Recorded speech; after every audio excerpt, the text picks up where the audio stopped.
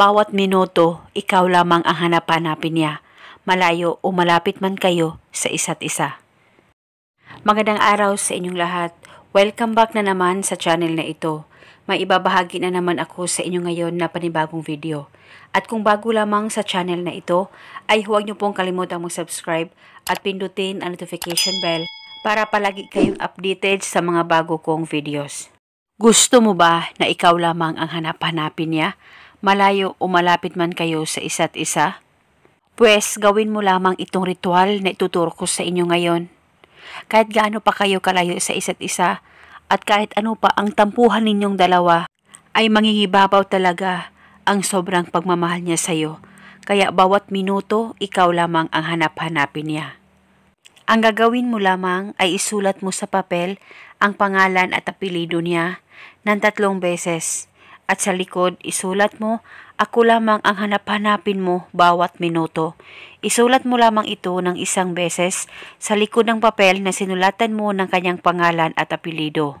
At kumuha ka rin ng 1 buo ng dahon ng laurel, kahit hindi masyadong buo ay pwede pa rin gamitin. At isulat mo rin ang pangalan at apelyido niya sa dahon ng laurel ng 1 beses. At pagkatapos ilagay ito sa papel na sinulatan mo at sabay mong tupiin ang dahon ng laurel at ang papel na sinulatan mo ng kanyang pangalan at apelyido.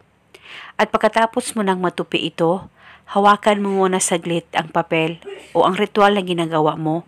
Mag-focus at mag-concentrate ka, pakaisipin mo siya at ibulong mo lamang ang spell na ito.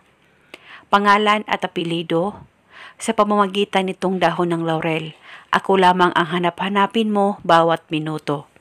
Ibulong mo lamang ito ng 3 beses.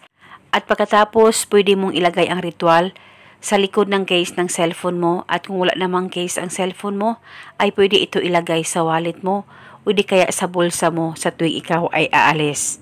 At pwede mo rin itong ilagay sa unan mo sa tuwing ikaw ay matutulog. At kung gusto mo nang ihinto ang ritual, ay sunugin mo lamang ang papel at ang dahon ng laurel. At pwede mo ito bulungan araw-araw sa kahit na anong oras na gusto mo.